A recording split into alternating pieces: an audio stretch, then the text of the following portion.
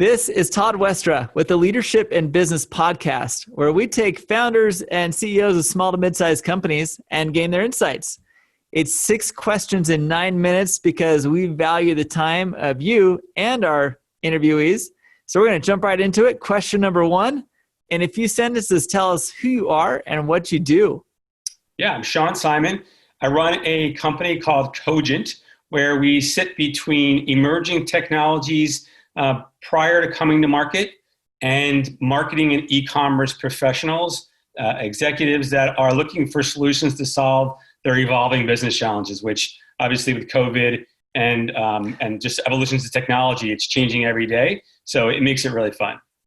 That is a fun model, and it's a fun space to be in, and you're in an ideal spot for that as well. Yeah, it's fun. Now, what is the best thing about being a leader in an organization that's growing? Well, I get to do something different every day, right? As a small company where you don't have an organization to assign different types of work to, you have to do everything. So I get to talk to CEOs at emerging tech companies, which are often young and green and need a little coaching. I get to work with CEOs at ad agencies and CMOs at brands, and everyone in between. And so we're always talking about different things. Not to mention I get to build the website and deal with the banks and do all those things. But it keeps it interesting. I never know what tomorrow is going to bring. And so it's exciting to get out of bed and check my email first thing and see what the day is going to look like. That is definitely one of the fun parts, isn't it? Wearing lots of hats. Most fun I've ever had. That's great.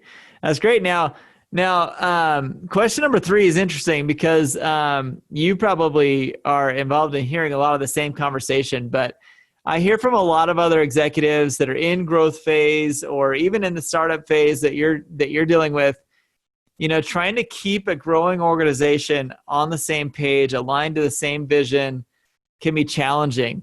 What are your thoughts on that? It is. And, it's interesting in our business model because I don't have to worry about my team at the company. It's just me and my business partner. But one of the crucial parts of our success and unique to our business model is this collective that we've built. And it's currently at 75 people. We'll probably cap it at 100 just so they can be valuable but not too big to manage. These people are all very different. We've got, like I said earlier, CEOs at agencies and CMOs at brands. I've got technology people and data analytics people. And so when I come across a technology company that I want to introduce to the collective and get feedback on, I've got to position it differently for the different groups. And, we'll do that through formed emails, through LinkedIn groups that we've created, through video. So you've got to find unique ways. And I think over time we'll evolve how we speak to different groups differently based on what they respond most to. That's a really valid point. And, it is, each company does have its own unique set of challenges. That's no doubt about it. But one thing that's, common among all these types of businesses and all these stages of business is people need advice. People need to hear from people who are either a mentor or a paid coach or someone who can guide them through the process. What kind of advice do you have for people in this phase of business and stage of growth or even just startup? I think everybody's situation is going to be different based on their business.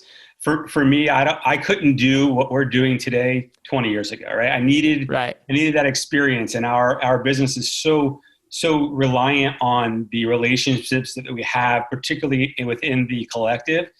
So for me, I would say, do what you know. Don't try and do something that you don't. And you should be successful. If you get the experience early on in your career, spend time, perfecting it. And when you feel like you've learned as much as you can, or your learning curve is at least slowing down, then go off and do something on your own that really, makes you happy every day, gets you out of bed, get your juices flowing, and you'll be happy and successful. Right.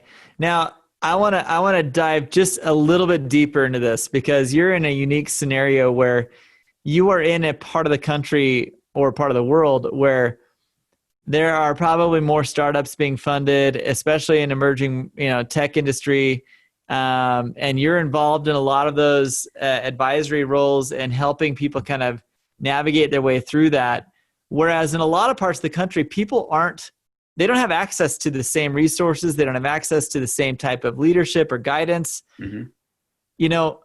How do you come to the point to where it's like, I don't know what I don't know. Who can help me?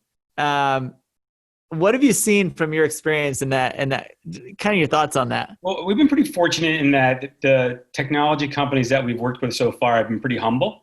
They are mostly run by engineers or product folks that recognize that they don't have a network to sell their product into, no matter how good their product is. And a lot of the companies that we work with are Series A-ish, right? So maybe just before or at the A round. And so I think these early stage companies really rely on their venture capitalists to connect them with the right people so they can get the right advice. But if they haven't got those investors yet, then they don't know what they don't know, which is your point. And so for us, it's really about having multiple conversations. And that was sort of, it was surprising to me. I thought we'd have one or two conversations with these technology companies and be able to decide whether we could work together or not, because it has to be a good fit for our collective. And for some, it's like, no doubt. And for others, we've had 4 or 5 conversations. So it just takes time to peel back their solution and really learn about it so we can figure out how it fits in, and then coaching them along the way to help them better position their product for the needs in the marketplace. Because they have great ideas, but they're not positioning it right. And that became really evident to me when I first started advising for companies. I would make introductions, and that was my only job. I had a job, and a regular job, and I would just say, hey, so-and-so meet so-and-so from this company, and then they'd fall down, right? They had a great product. I wouldn't be advising for them if they didn't, but they wouldn't be able to articulate their value proposition very well. And so I learned quickly that there was a need to sort of coach them along. I like it. I'm sorry to sidetrack. I kind of threw in a bonus question there, but you are so positioned well to answer that. I just thought I'd throw it out there. Talk to me about, you see people that are doing it well. You see people that aren't doing it so well. I like to recognize on the show people who you think in your network of people who are doing it well. Who have taken advantage of mentorship possibilities, who have just kind of followed the advice that you just gave in both those last 2 answers.